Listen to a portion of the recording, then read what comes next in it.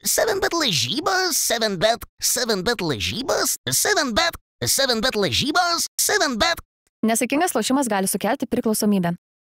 Sveiki, nežinau kaip jums, bet mano reakcija vos sužinojus apie Kevariuso Heiso pakeitimą Bryantu Dunstonu buvo maždaug tokia.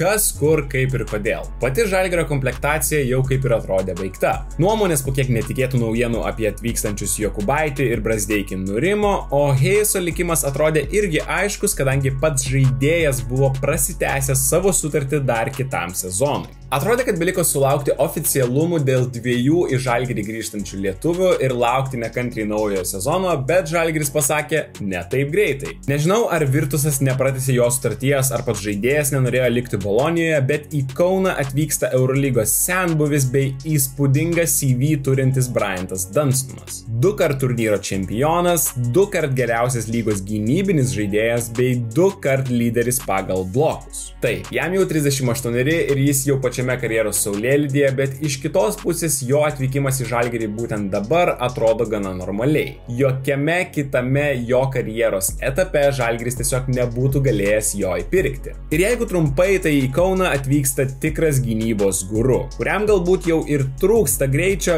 bet prieš komentaruose jums imant kritikuoti šitą Žalgirio sprendimą, noriu, kad pasižiūrėtumėt šitą video iki galo. Pabandykime suprasti, kodėl tai buvo dar vienas Trinkieri ėjimas kito sezono šachmatų partijoje ir ką Dunstonas duos Žalgiriui. Ir kaip visada prieš žiūrint, nepamirškite palaikinti ir prenumeruoti kanalą. Mūsų jau daugiau negu 13 000, bet tikrai nesinori čia sustoti. Ačiū. Taigi dabar jau yra aišku, kad Žalgirio rotacija kitame sezone bus kaip niekad didelė, o gal net ir didžiausia, kokia kada nors yra buvus. Ir žvelgiant į istorinės komandas, kurias komplektavo Andrėja Trinkieri, mūsų tas stebinti neturėtų. Besikapstant po 22-23 metų statistiką, atradau, kad Bayern komandoje Eurolygoje bent 10 minučių per mačą žaidė net 15 žaidėjų. 16 ir paskutinėje vietoje pagal minutes aikštelėje besirikiavęs Polas Zipseris joje praleisdavo po 9,5. Ir vos vienas iš tų 16 žaidėjų sužaidė mažiau negu 10 rungtynių, kas reiškia, kad net 15 žaidėjų buvo svarbi komandos dalis vienu ar kitu sezono metu.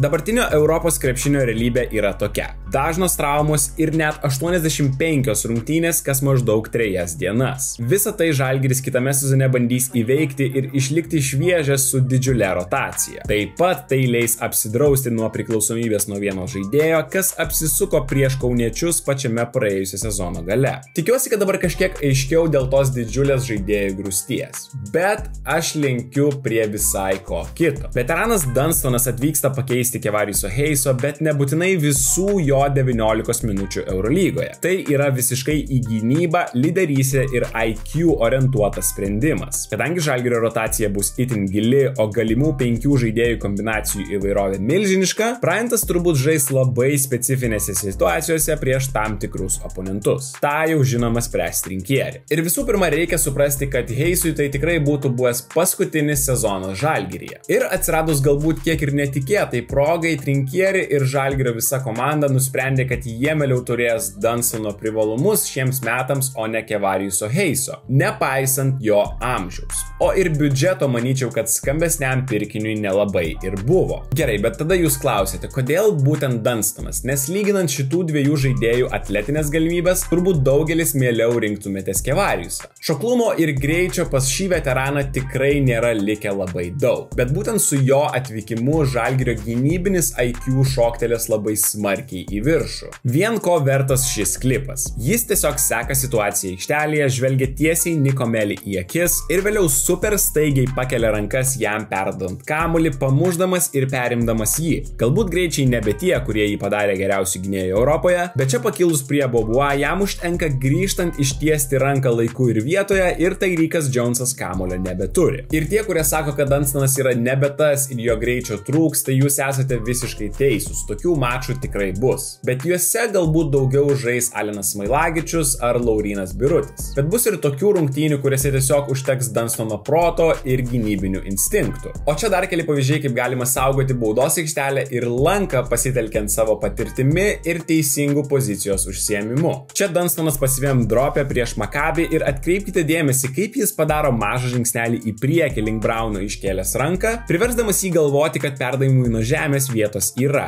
Tik tam, kad staigiai grįžtų prie Nebo ir perimtų šį kamuolį. Super maža detalė, bet turbūt tik iš jo ir Kylo Heinzo galim pamatyti tokius dalykus. Na, ne veltui turbūt abu ilgą laiką buvo tarp geriausiai besiginančių aukšto ūgių visoje Eurolygoje. Reikalas su Dunstonu yra toks. Jis pastoviai verčia varžovus spėlioti ir kvestionuoti savo veiksmus aikštelėje. Čia vėl panašus trumpas žingsnis link Shieldso, vėliau atsitraukiant ir galiausiai jau perimant jį ir puikiai saugojant lanką prieš vieną iš pavojingiausių Eurolygos žaidėjų. Vėliau dar viena puikia iliustracija prieš Maccabi. Iškelta ranka prieš Baldwino metimą iš vidutinio nuotolio, o vėliau nebandymas šokti ant Joshua Nebo iškart. Tiesiog išlikimas arti, priverčiant jį jaustis kažkiek nepatogiai, išprovokuojant netaiklų metimą. Neabejoju, kad ir daugelis iš jūsų matėte puikią Dunstono atkarpą gynyboje Kaune. Iš pradžių po Belinelli ir Abaso išsikeitimo Žalgiris bando įmesti kamuolį Menekui ir Dunstonas yra silpnojoje pusėje. Vos tik kamuolys palieka Dimšos rankas, amerikietis iškart juda link Brady ir perima šį kamuolį, suspėdamas dar jį ir ištraukti iki jam iškrentant į užribį. Kitame klipe jis dengia Heisą ir tai yra derinys Menekui be kamuolio, bet vidurio puolėjas reaguoja iškart, išsikeisdamas prieš Meneką ir vėlgi savo buvimu arti, priversdamas varžovą jaustis nepatogiai. Vėliau parodysiu ir klipų, kuriuose Dunstonui pritrūksta greičio, bet dabar dar keli pavyzdžiai, kur tiesiog žinojimas, kur ir kaip užsiimti poziciją padaro savo. Čia Maikas Jamesas prieš save mato Belinelli ir žinoma, kad nori jį iškart atakuoti. Jis jį apeina gan nesunkiai ir čia 95% Eurolygos centrų, tarp jų ir Heisas, turbūt šoktų į orą ir bandytų blokuoti metimą. Jis išlieka ant žemės, bet priverčia Jamesą nusimesti kamuolį ir vėliau vėlgi nešoka ant Donta Hallo, o tiesiog atsistoja jo kelyje ir išprovokuoja klaidą. Toliau dar viena ataka prieš Maccabi ir čia Dunstonas saugo lanką. Po virtus nesusikalbėjimo Nebo gauna kamuolį visiškai laisvas ir atrodo, kad tai bus dar vienas plakatas ant sienos Maccabi fanams, bet Bryantas kažkokiu būdu priverčia Nebo mesti floaterį, o ne šokti jam per galvą ir šis nepataiko.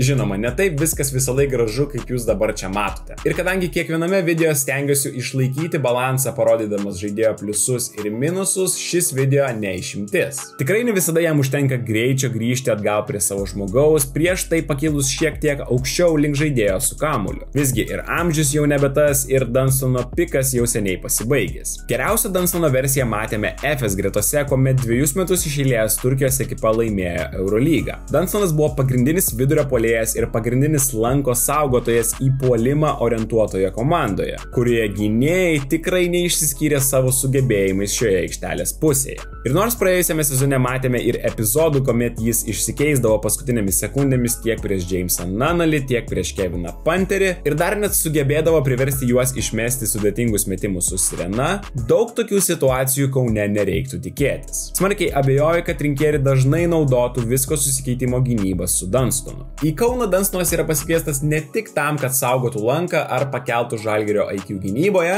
bet ir tam, kad stumdytųsi baudos aikštelėje su vidurio puolėjais gigantais. Vėlgi, jeigu lyginti su Heisu, manau, kad jis turi šiek tiek stipresnį kūną ir padės Žalgiriui šioje kategorijoje. Vėlgi, čia galima išvelgti šiek tiek jo patirties. Jis stengiasi savo darbą padaryti dar iki varžovams gaunant kamuolį, tai yra bandant išvis neleisti jiems to padaryti. Čia matome grumtines su Demo dar gerokai iki kamuolio priėmimo, amerikiečio lindimas iš priekio ir dar įspūdingesnis kamuolio ištraukimas krentant į užribį. Kitame klipe ir vėl, ne tik jo, bet ir visos komandos pastangomis Milutinovas kamuolį priima itin aukštai ir turi sukarti ilgą kelią iki krepšio. Patyręs veteranas priima vieną kontaktą, antrą ir trečiojo metu tiesiog parduoda pražangą puolime.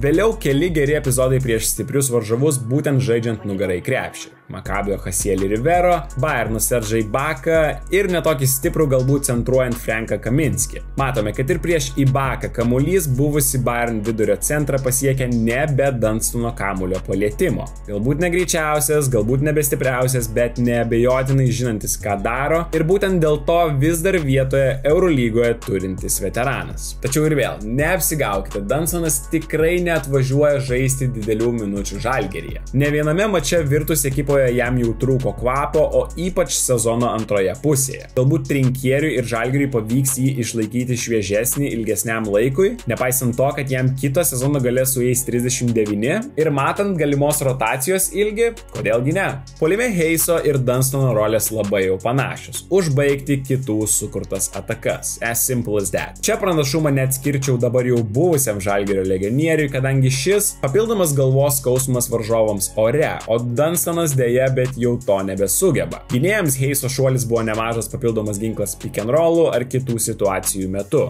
Tačiau kitą sezoną Žalgiryje bus tiek pasirinkimų puolime, kad tai atrodo menkas praradimas palyginus su Dunstono gynybos pranašumais. O ir alejupus užmetinėti vis tiek bus kam. Alenas Mailagičius tikrai smagiai kyla į viršų. Na ir galiausiai galbūt ir kažkiek nuvertintas Eurolygos veterano prisijungimo momentas. Jo rolė komandos rūbinėje. Žalgirio komandoje netrūks nei Eurolygos naujokų ar vos antrą sezoną čia skaičiuojančių. Netrūks ir perspektyvių ir jaunų žaidėjų bendrame turnyro kontekste, netrūks ir švęsti mėgstančių komandos draugų. Todėl turėti komandos rūbinėje tokį veteraną, kuris žino ką ir kaip reikia daryti norint tapti laiminčią ekipą, manau, kad tikrai bus ne pro šalį. Galiausiai rotacija atrodo, kad bus tokia milžiniška, kad neabejoju, kad bus nepatenkintų dėl savo rolės ir dėl savo žaidimo minučių. Ir vėlgi, čia galės įsiterpti Dunstonas, nuramindamas arba patardamas šiems komandos draugams. Tai sakyčiau, kad toks tas bendras jo atvykimo į Žalgirį paveikslas. Tikiu, kad daugumai norėjosi skambesnio vardo, bet vėlgi, biudžetas tikrai nėra guminis ir manau, kad su turimais resursais komplektacija yra ir taip įspūdinga.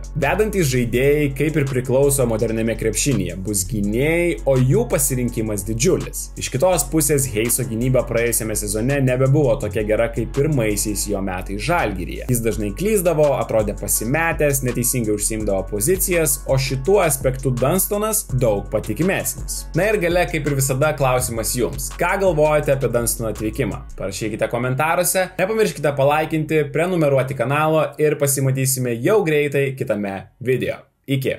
7bet lažybos, 7bet lažybos, 7bet lažybos, 7bet. Nesaikingas lošimas gali sukelti priklausomybę.